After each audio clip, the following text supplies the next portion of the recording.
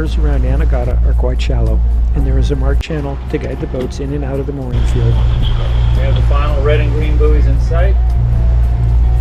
Turn around into the wind, put the main up.